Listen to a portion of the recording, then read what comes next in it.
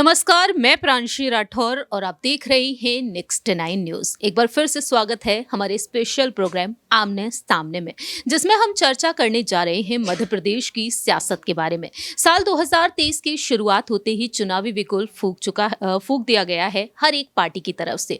और ऐसे में देखा जाए तो साल 2024 में जो लोकसभा चुनाव होने वाले हैं, उन लोकसभा चुनाव के चलते भी सियासत गरमाई हुई है। केंद्र में इस वक्त काफी ज्यादा हलचल मची हुई है, क्योंकि केंद्र सरकार ने जो फैसला लिया है, मोदी सरकार के पूर्ण आखिरी बजट, यानी कि यहाँ पर एक तरीके से देखा जाए तो यहाँ पर जो अमृत बजट जो घोषित किया गया है वित्त मंत्री निर्मला सीतारमण की तरफ से, उसके चलते भी सियासत गरमाई हुई है। विपक्ष यहाँ पर केंद्र सरकार पर एक बार फिर से निशाना साधते हुए दिखाई दे रहा है। और ऐसे में देखा जाए तो इस बजट की तारीफ करने में बीजेपी जरा सी भी पीछे नहीं है। और बात यहाँ पर की जाए राजघराने से ताल्लुक रखने वाले उड्डयन मंत्री ज्योतिरादित्य सिंधिया के बारे में, तो सिंधिया भी इस बजट को स्वीकार करते हुए नजर आए हैं। सोशल मीडिया के जरिए उन्होंने खुलकर अपनी बात रखी है।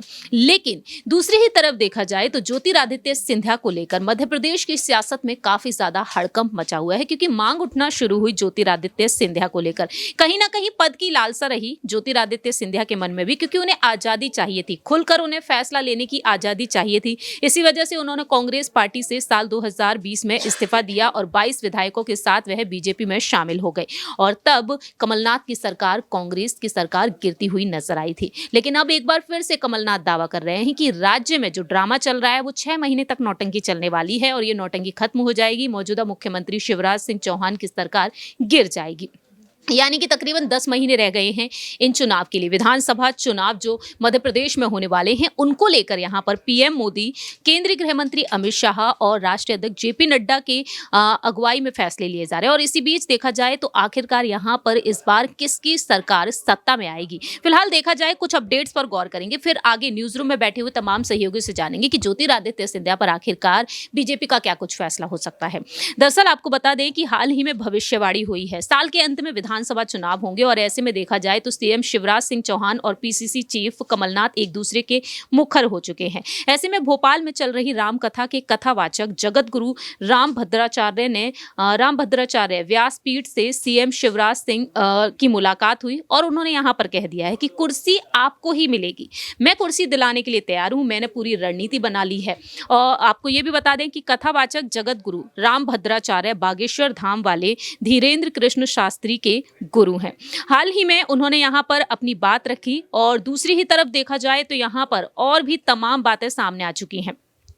मध्य प्रदेश में अब नगर निकाय चुनाव को लेकर सियासत तेज हो चुकी है। साल 2020 पर अगर गौर किया जाए तो कांग्रेस के लिए चुनाव पूरी तरीके से खराब नहीं रहे, लेकिन बीजेपी के लिए यहां पर कई हद तक मुश्किलें बढ़ती हुई भी दिखाई दे रही हैं।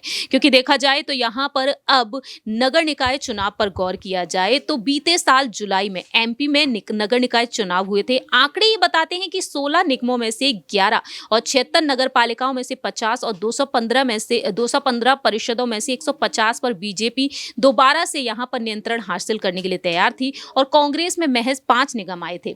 लेकिन देखा जाए तो यहां पर 2014 के चुनाव में पार्टी का सुपड़ा साफ हो गया था। पूर्व मुख्यमंत्री कमलनाथ 1999 के बाद यहां पर अच्छा प्रदर्शन करते हुए भी नजर आए। लेकिन बात यहां पर बीजेपी की जीत पर की जाए तो 16 मेयर्स के साथ मैदान में बीजेपी यहां पर उतरती हुई नजर आई और ऐसे में यहां पर पार्टी ग्वालियर, जबलपुर और रीवा जैसे क्षेत्रों में भी हारी थी। बीजेपी मुरैना, जबलपुर, ग्वालियर, कटनी, रीवा, सिंगरौली के साथ साथ छिंदवाड़ा में मेयर की सीटें हार गई थी। और नौबत यहां पर यह देखने को मिली कि ज्योतिरादित्य सिंधिया, नरेंद्र सिंह तोमर का जो गढ़ कहा जाता है ग्वालियर चंबल संभाग, वहां पर वजह बताई गई दोनों के बीच की तगड़ी भिड़ंत। अब देखा जाए तो यहां पर सिंधिया के समर्थक है, शिवराज सिंह चौहान की कैबिनेट का हिस्सा है, उनका टिकट भी काटा जा सकता है। तो क्या सिंधिया को मध्य प्रदेश की सियासत से यहां पर साइडलाइन किया जा सकता है? सबसे पहले राय लेना चाहेंगे यहां पर कपिल से कि आखिरकार उनका क्या कुछ कहना है। तो ज्योतिरादित्य सिंधिया को मुख्यमंत्री पद की दावेदारी के लिए आगे नहीं किया जा सकता।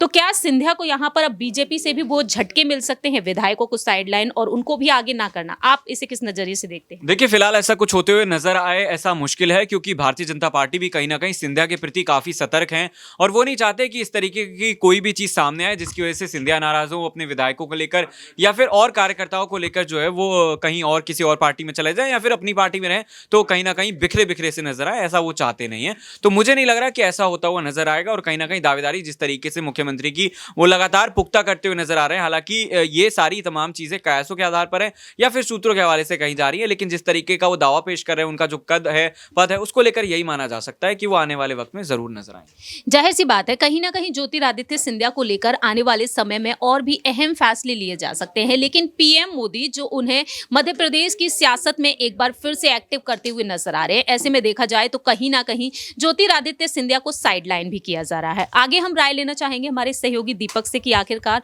उनका क्या कुछ कहना है, क्योंकि आने वाले समय में सिंधिया को लेकर जो रणनीतियां बनाई जा रही हैं, तो ज्योतिरादित्य सिंधिया को मध्य प्रदेश की सियासत में एक तरफ से एक्टिव किया जा रहा है। ग्वालियर चंबल संभाग में जो हमने देखा कि यहाँ पर जो उनका गढ़ कहा जाता है, वह वहां पर जीत हासिल नहीं कर पाते, कमलनाथ उन्हें चुनौती दे रहे हैं, राहुल गांधी उन्हें गद्दार कहते हुए नजर आ रहे हैं और 24 कैरेट का उन्हें गद्दार कहा जा रहा है कांग्रेस की तरफ से लगातार। तो ऐसे में ज्योतिरादित्य सिंधिया का क्या बीजेपी से भी यहाँ पर एक बार उन्हें फिर से धोखा मिल सकता है? मुख्यमंत्री पद की दावेदारी के लिए उन्हें आगे नहीं कर रहे, लेकिन नगर निकाय चुनाव जो लिटमस टेस्ट की तरह माने जा रहे हैं, उसमें सिंधिया की भूमिका पर आप क्या कहेंगे? देखिए, अगर मुख्यमंत्री के लिए दावेदारी पेश करते सिंधिया, तो जब उन्होंने बगावत करी थी कमलनाथ की सरकार 15 महीने के बाद गिराने के बाद, तभी दावा कर सकते हैं। जैसे मुख्यमंत्री एकनाथ शिंदे बने महाराष्ट्र में, वैसी दावा यहाँ पर सिंधिया भी कर सकते थे, लेकिन शायद उनकी इच्छा ये ना रही हो। उनकी इच्छा ये थी कि भ्रष्टाचार की सरकार ना रहे सिर्फ, लेकिन ये उनके नेताओं की, उनके समर्थकों की और जनता की मांगे सिंधिया को मुख्यमंत्री पद तक आगे लाया जाए, क्योंकि सिंधिया इतने अच्छे नेता हैं। और अगर शिवराज का कार्यकाल देखा जाए तो शायद इस बार सीएम चेहरे के तौर पर उनका आखिरी चुनाव भी हो सकता है, एक इमोशनल कार्ड खेलने का उनके पास मौका होगा। लेकिन अगर हम बात कर रहे हैं सिंधिया की, तो सिंधिया अभी युवा हैं, लोकसभा चुनाव भी नज़दीक आ रहे हैं। 23 में यहाँ पर मध्य प्रदेश चुनाव होंगे, उसके 6-7 महीने बाद ही हमें लोकसभा चुनाव भी देखने को मिलेंगे और सिंधिया की भूमिका वहाँ पर ज़्यादा होने वाली है, इंपॉर्टेंट। तो ऐसे में बीजेपी को इनका इस्तेमाल सही तरीके से करना होगा, स्टार प्रचारक के तौर पर या फिर सीएम चेहरे के तौर पर, या फिर ऐसा कर सकते हैं कि सीएम चेहरा बनाकर इनको चुनाव जब जीत जाए तो दोबारा शिवराज को दे दे और 2.5 साल का कार्यकाल रख दे कि अगर 2024 के लोकसभा चुनाव जीत जाते हैं या कोई बड़ा दाव होता है तो सिंधिया को वहां जिम्मेदारी दे देंगे। अगर ऐसा नहीं होता है या कुछ उल्टा दाव पड़ जाता है, विपक्ष भारी पड़ता है, तो 2.5 साल बाद शिवराज की जगह सिंधिया को सीएम बना देंगे। ऐसा भी करेंगे तो शायद बेहतर रहे, लेकिन ये कयासों पर आधारित है, इस पर ज़्यादा जोर नहीं देना चाहेंगे। लेकिन रही बात सिंधिया की, तो उन्होंने इतना मेहनत किया, इतना दमखम दिखाया, आज इस मुकाम पर है कि हम खड़े होकर उनके मुख्यमंत्री पद को लेकर चर्चा कर रहे हैं, तो यही उनके लिए एक बहुत बड़ी जीत है।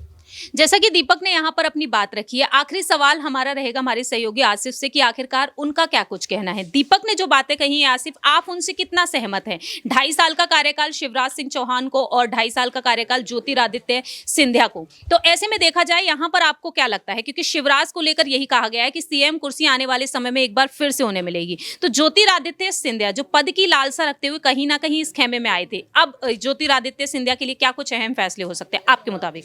देखिए, बिल्कुल दीपक का कहना गलत नहीं है, क्योंकि बीजेपी के मद्देनजर सिंधिया भी ज़रूरी है और शिवराज भी ज़रूरी है, और बीच का रास्ता तो 50-50 फार्मूले पे ही निकलता है। और 50-50 फार्मूला पे अगर दोनों की सहमति बनती है तो मुझे लगता है बेहतर होगा, क्योंकि अगर सिंधिया छोड़ देते हैं पार्टी तो फिर बीजेपी की सरकार बनना इतना आसान नहीं होगा। तो मुझे लगता है कि ये एक रास्ता सही है, लेकिन बीजेपी शायद ऐसे रास्तों पर कम जाती है। लेकिन इसके बावजूद मुझे लगता है कि सीएम शिवराज को थोड़ा सा दरकिनार कर सिंधिया की तरफ से ले जाएंगे, क्योंकि एक तो यूथ भी है और उनकी इन दिनों चर्चा भी खूब है, तो शायद उन पे जाते हुए जो है कोशिश करें। लेकिन मुझे लगता है 50-50 सिंधिया समर्थकों पर आखिरकार क्या फैसले हो सकते हैं? कहा जा रहा है इस उम्र के आधार पर उन्हें साइडलाइन किया जा सकता है। देखिए, ये तो बीजेपी का खैर शुरू से ही रहा है कि जो ओवरेज होते हैं उनको साइड कर ही देते हैं, जिसमें सभी रविशंकर प्रसाद को भी आपने देखा कि किस तरह से जो है हटा दिया गया मंत्रिमंडल से। उसके बाद रविशंकर प्रसाद को हटा दिया था, कई लोगों का प्रमोशन भी हुआ, डिमोशन भी हुआ, तो इसमें ये भी नाम है। तो खैर बीजेपी की ये तो रणनीति है, तो इसमें कोई इश्यू नहीं है, फर्क तो पड़ेगा। जैसा कि यहाँ पर आसिफ ने अपनी बात रखी, अब देखना यही होगा कि आखिरकार ज्योतिरादित्य सिंधिया पर क्या कुछ फैसले होते हैं बीजेपी की, ये देखना वक्त के साथ साथ ही दिलचस्प होने वाला है। साल 2023 यानी कि इसी साल मध्य प्रदेश में चुनाव है। अब यहाँ पर आपकी क्या कुछ राय प्रतिक्रिया है? क्या यहाँ पर मुख्यमंत्री शिवराज सिंह चौहान को होना चाहिए या फिर ज्योतिरादित्य सिंधिया को, या फिर यहाँ पर कांग्रेस की सरकार सत्ता में आनी चाहिए? आप बता सकते हैं कमेंट सेक्शन में। तब तक के लिए आप देखते रहिए नेक्स्ट 9 न्यूज़।